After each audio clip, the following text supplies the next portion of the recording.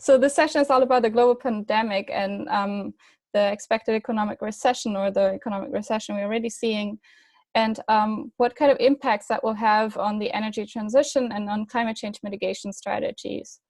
We have three experts join the session, and we in particular want to highlight what this means for machine learning research at the intersection of energy and climate change. And so we will address how the effectiveness of climate and energy policies changes under the pandemic and a recession, and what kind of implications that has on the example of a power grid, UK national grid, and what this means for the practice of machine learning for climate and energy policies. So we are joined by three experts. We have Bjarne Steffen, who is a senior researcher and lecturer with the Energy Politics Group at ETH Zürich in Switzerland, and his research addresses politics and policies related to low carbon energy innovation, and he is particularly interested in the role of financial actors in the sustainable energy transition and the role of the state in the finance and energy sectors more generally. Then we have Jack Kelly, who's the founder of Open Climate Fix, which is a nonprofit research and development lab focused on reducing greenhouse gas emissions as rapidly as possible. For example, he's helping improving solar photovoltaics forecasting with machine learning. Jack was previously a research engineer at DeepMind and holds a PhD from the Imperial College London. And then we have also Marica Valente, who is a PhD student at the Berlin School of Economics. She's also affiliated to the Humboldt University of Berlin and DIW Berlin. She's an applied economist interested in microeconometrics with a focus on methods of causal inference and machine learning. Her applications are in the field of environmental economics, but also conflict economics, labor, and migration. We will start with Bjarne Steffen, who will introduce the effects of COVID-19 on the energy system and on climate change mitigation policies.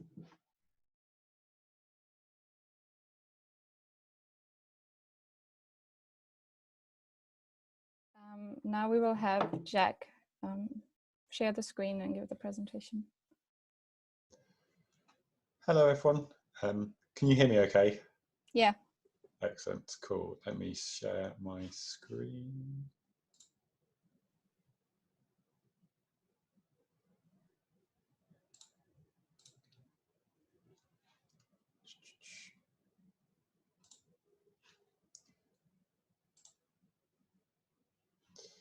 Okay.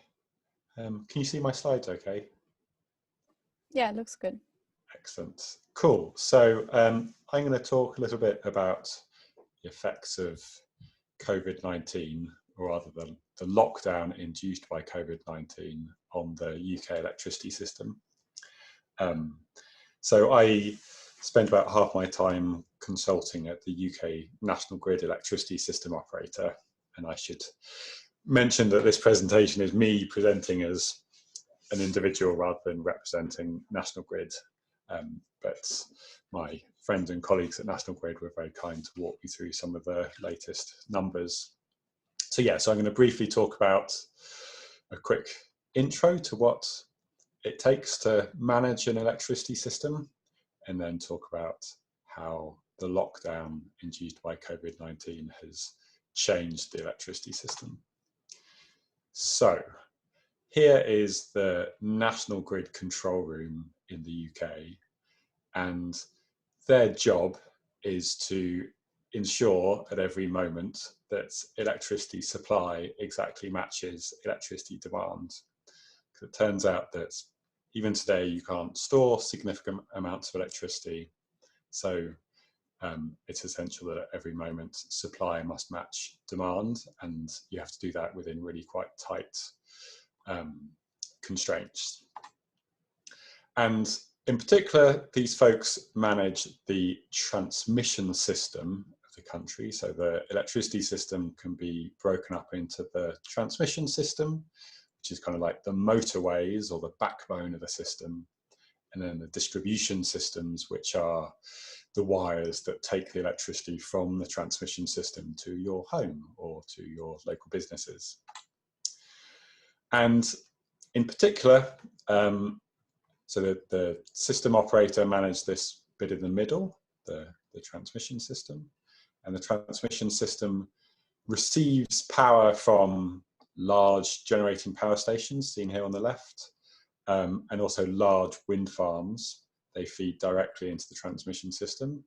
And then power is taken out of the transmission system, usually via distribution systems, to power your homes and businesses, as we said. And also, crucially, all of the UK's solar electricity generation is on the right of this diagram, so it's on the distribution network.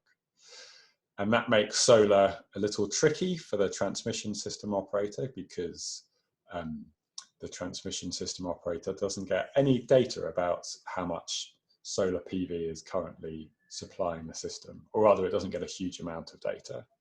So on the left, where we have these really large, typically quite old generating plants, the transmission system operator gets regular sort of near real-time data from those folks, and likewise for large wind farms, whereas for pretty much everything on the right, they don't get much data.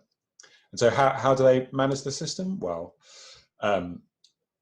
it's by several mechanisms. So one is sort of a day ahead, they will commit to large generators to say, hey, please can you be on tomorrow and ready to deliver?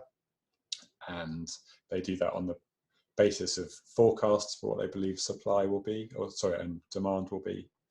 And then in near real time, the transmission system operator can ramp up and down some of these power stations as long as they're already committed, and can also curtail wind. So it can actually tell large wind generators to stop generating, to literally spill the wind. And those are really the two main mechanisms by which the system operator can manage supply to match demand. And it turns out that large generators, so large coal and gas-fired generators, take quite a long time to ramp up and ramp down. So from cold, they might take several hours to ramp up. And even when they're warm, they might take tens of minutes to ramp up. So we typically rely on natural gas-fired generators that can respond quite quickly. So here's an example of an open cycle gas turbine that can respond within just a few minutes of an instruction to ramp up or ramp down, as long as it's already running. So in order to mitigate against errors in our forecasts, we keep lots of spinning reserve on the system. So this is typically these gas-fired generators that are maybe producing at 50% of their max. It turns out they can't actually idle. They have to be delivering some amount of power into the system. So the lowest they can be delivering might be 50% of their max capacity. So we'll deliberately keep them at 50% so that we have headroom to rapidly increase generation if demand exceeds what our forecast was. And another reason why this is a really difficult job is we can't just think about the whole energy system, or the whole electricity system, as a single black box. We need to consider individual regions. And on this map, each polygon, each area is what we call a grid supply point region. So this is a region supplied by a huge transformer that defines the boundary between the transmission system and the distribution system. And ideally, we want forecasts for each of these regions. There are about 350 of these regions. And so that's really hard. And the reason that we need to consider these individual regions is, if you imagine there's lots of demand in London and lots of wind supply in Scotland, we are limited by the capacity of the wires between Scotland and London.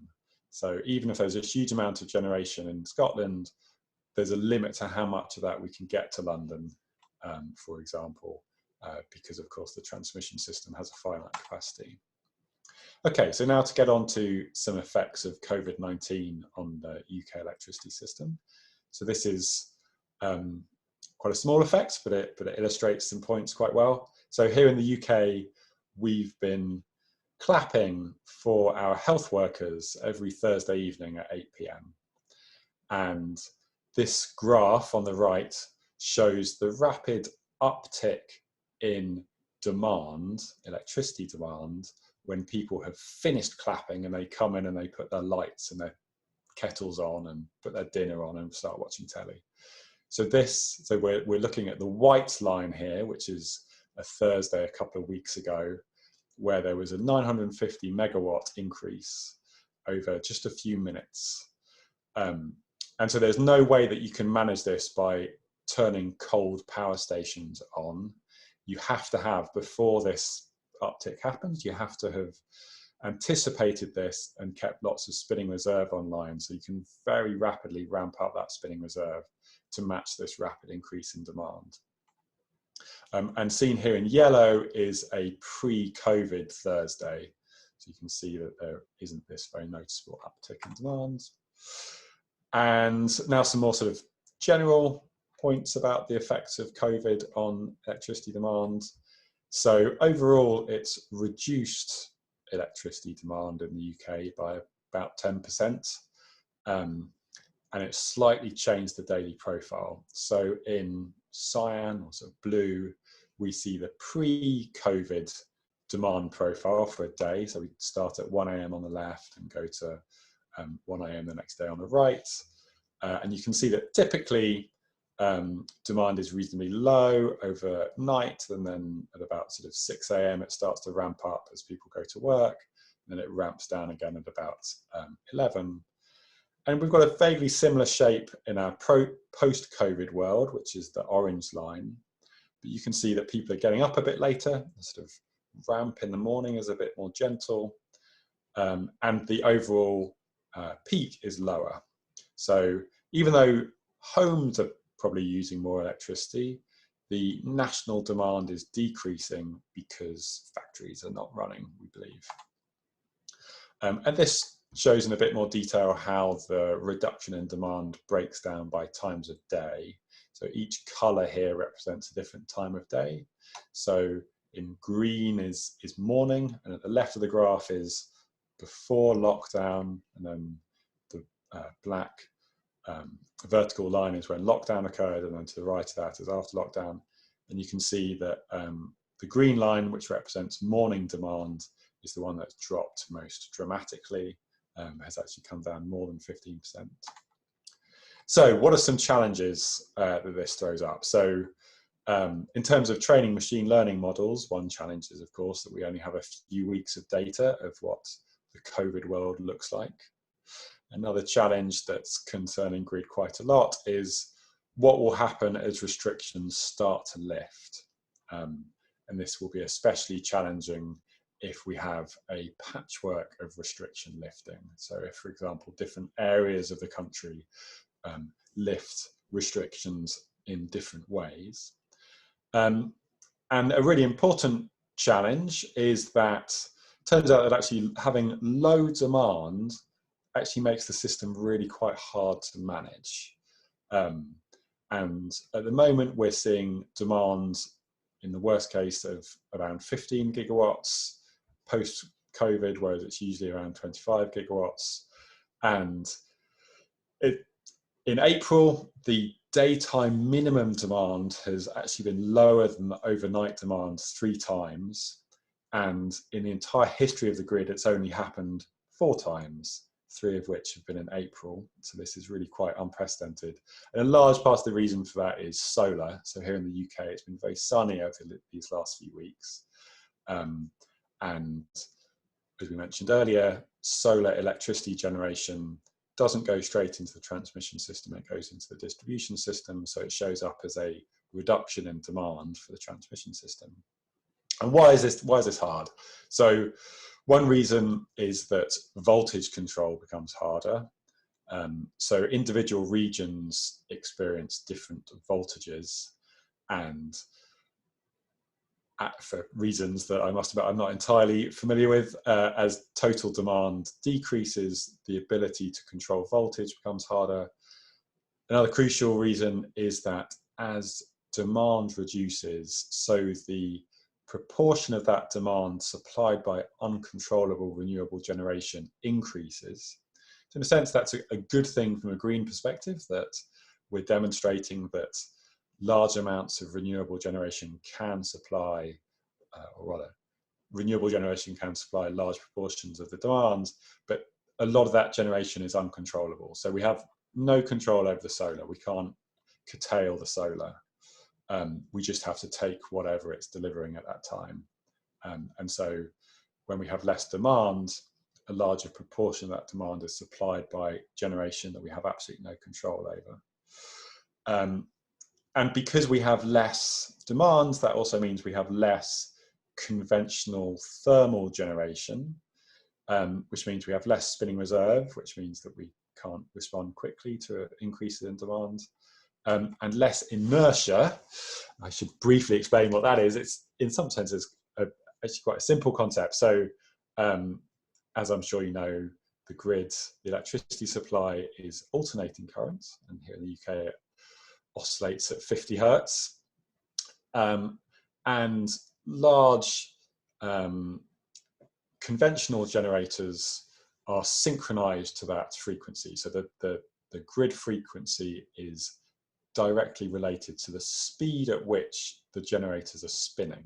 So when you turn your kettle on, that increase in demand will be met by a generator probably quite nearby, very slightly increasing the torque to the turbine, to the alternator, in order to produce more electricity and maintain its speed. And as we have less large lumps of metal spinning and producing electricity, so we have less inertia, which means that the system has less ability to naturally absorb large increases in demand. So what are the wants, and how could machine learning help? So one is, and it's probably unsurprising and quite unsexy, but absolutely required, is better data. So just having better data of what the system is doing right now would be hugely useful. And then beyond that, there are lots of reasons for wanting much better forecasts, and that will be useful not just to help in the COVID world, but in general for helping the electricity system handle more and more renewables. So we want finer grained forecasts, so both higher temporal resolution and higher spatial resolution. So instead of, say, a national forecast for wind every hour, maybe we want a forecast for every few square kilometers every 5 minutes. Probabilistic forecast would be good, although I've put a question mark there because it's not entirely clear how the system operator would deal with probabilistic forecasts today. But we're pretty confident that they would be useful. Thirdly, it'd be really useful to forecast more properties of the electricity system, so not just power, but also voltage and reactive power and inertia. And a final thing is forecasting previously unseen human behavior. So the use case here is what happens when the government announces that, say, DIY stores will start to reopen. How do we forecast the effect of that on electricity supply or electricity demand? So maybe agent-based models would be useful, or ones that can use human priors. So the human forecasters will have some intuition as to what that will do, and it'd be great to have modeling frameworks that can easily accept those human priors, possibly from people that don't know how to code, and integrate those into automated forecasts. So that's it really. I'm happy to take any questions. Thank you. Great, thank you. And while you stop sharing the screen and Marica is getting set up, a quick question: does everybody drink tea after clapping? Is that okay? Because that was a discussion ongoing in the chat window.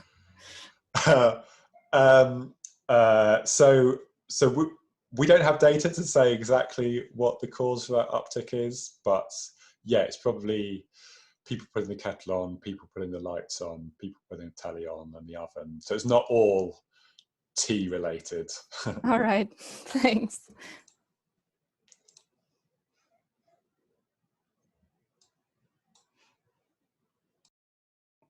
I am mute myself. Hi, everyone. This is Marica. You hear me well? You see my slides? Yeah, it looks good.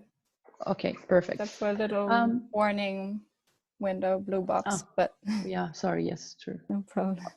Great. Okay. So thank you for the invitation, and I'm really happy to talk in front of so many people. So I have been thinking quite a lot about the possible implication of the COVID-19 for machine learning in the past weeks, and this is what I've come up with. So as already Bjarne really well explained, we're facing a new scenario, right? That asks for a revision, for instance, of the European Green Deal and for energy policy. So as Bjarne already mentioned, it's very crucial to understand which measures, environmental measures, to prioritize and constantly do some new policy making or adjust policies. The COVID, so in this talk, I'm going to claim that COVID offers a unique opportunity to apply machine learning for energy and climate policy evaluation. So why? I'm going to explain exactly why, but mainly we need two analyses. We can do ex-ante analysis, in which we need rules for optimal policy assignment. Optimal is defined by policymakers, for instance, or scientists, and we can perform ex-post analysis to understand how countries will react or are reacting about green policies. And since these countries are reacting in different measures and different times, here machine learning can really kick in and offer a good tool for policy evaluation. So I would first answer the question, how did the policy scenario change? Secondly, I would talk about the secret sauce of machine learning tools. And third, I would present you an application to the circular economy. And then fourth and fifth, some conclusions. So first, how did the policy scenario change? Well, we're facing a novel policy scenario, so in which we lack theoretical guidance. Used models might be the one in which we are modeling natural disasters, but there is a generally lack of theory also because there has been a sudden increase in complexity. So theory can play a limited role. For instance, we have a supply shock coupled with a demand shock in which we have behavioral changes in household consumption, for instance. So general equilibrium models are, for instance, difficult to model and to solve numerically. Third, countries and local governments are responding in a non-synchronized way, providing to policy evaluation tools some challenges. So we expect heterogeneous responses in terms of the economy and in terms of behavior. How does machine learning answer to this? Well, how can machine learning help addressing these three issues? Well, first is a model agnostic tools, as many of you know, is very flexible. We don't need a priori model assumptions, and allows to test for the incidence of a priori assumptions against a fully data-driven, data-driven exercise, estimation exercise. So we could remove then the assumption and see how much this assumption will actually matter for our results. Second, how to deal with complexity. Well, you know that machine learning is really useful for removing high-dimensional nuisance components and focus on low-dimensional parameter of interest, for example, causal effect, so a policy causal effect. And it's a data-hungry method, so allows to discover patterns in a world that has become more complex, in which many variables can interact in possibly non-linear ways with each other. And third, is very suited for policy targeting and heterogeneous policy responses. So how can machine learning help policymakers in practice? So how can it help? Well, we can use not only, as Bjarne said, well, or also Jack. So of course we are lacking data right now, but we can use past data and policy experiences to help at least to envisage optimal policy assignment. So for instance, how can the European Green Deal maintain the goals on the circular economy? So I know that many of you are not probably familiar with the circular economy. Mainly, the circular economy has three goals. So to minimize waste, in particular municipal, so household waste, and in terms of environmental benefits of avoiding waste production, we there is about 20 euros on average per ton of savings in terms of greenhouse gases emissions and these amenities, other traffic and so on, depending on the landfilling or the incineration of the waste. Plus new goals. The circular economy goals are to increase recycling and preserve natural resources. So we have about 180 euros per ton of recycling of benefits from recycling, mainly due to avoided extraction, right? Of course, recycling causes treatment costs, but net, the life cycle literature estimates benefits from recycling if you include the fact that we're preserving virgin materials.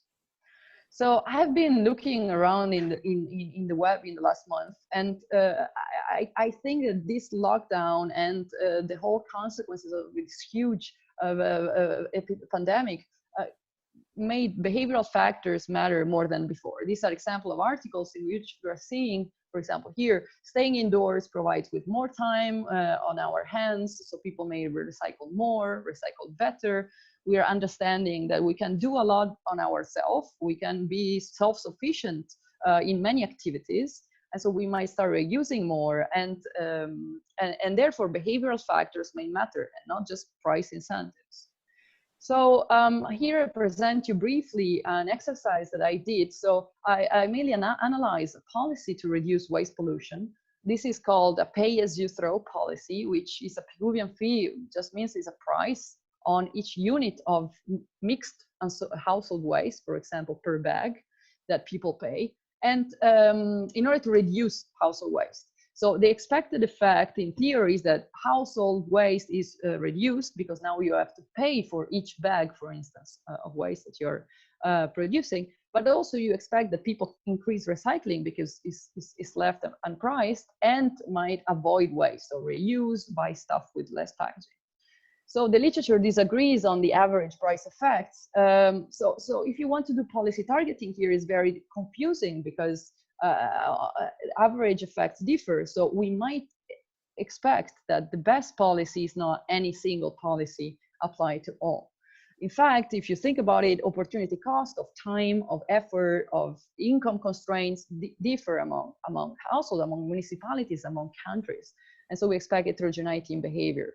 Moreover, demands are non-linear. We might not respond to price in the same way, so we need flexible estimation tools. Second of all, it's very interesting to assess welfare questions. So, and machine learning here can also help. So there might be heterogeneity not just in behaviors, but also in municipal costs. So we might need to couple welfare analysis, so to couple demand effects, so behavioral effects with heterogeneous cost effects in a welfare analysis. So, for example, in using machine learning, we can estimate policy causal effects on disposal behaviors by explicitly account for policy heterogeneity. And we did this with an R-learning random forest algorithm.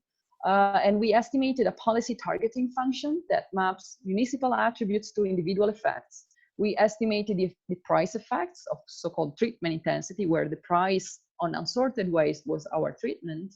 And we used especially white data with a lot of municipal characteristics, about 90 here.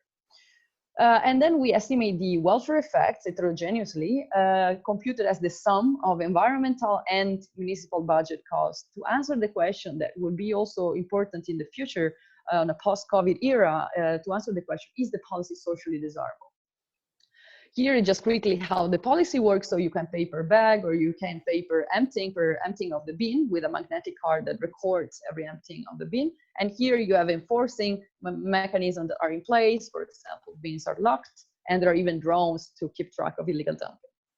So here, just my last two slides on the results that you could achieve with machine learning tools. So we find that not only price incentives, so different price level matter, but the waste generation before policy, so the habits of people were mattering to predict the price effects. So here you see the distribution of the effect if more municipalities in Italy would implement this policy.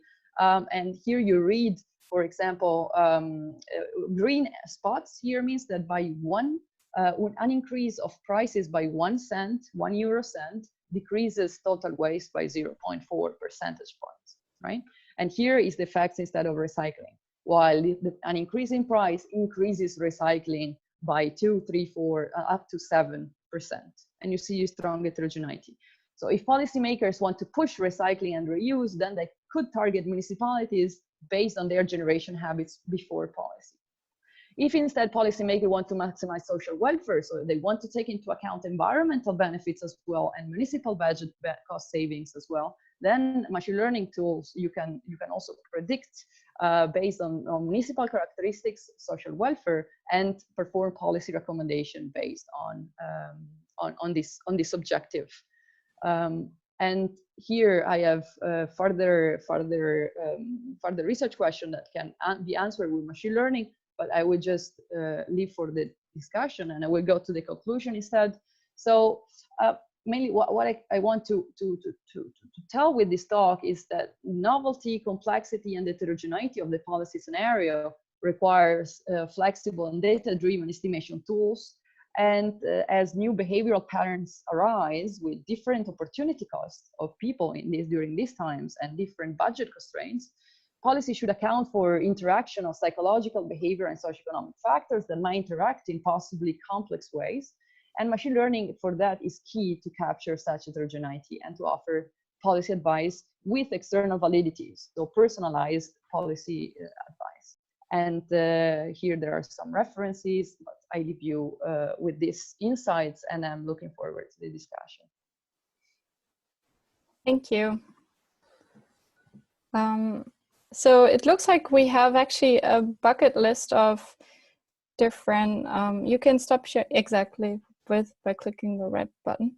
Looks like we have a bucket list of interesting research needs that come out of this discussion, and many of those deal with how to navigate the crisis in 3 different time horizons. But it's also, lots of them pertain to how can we better understand the system such that we can then react better to such crisis moments. So we have a lot of questions from the audience, so I'm going to jump right ahead to the audience.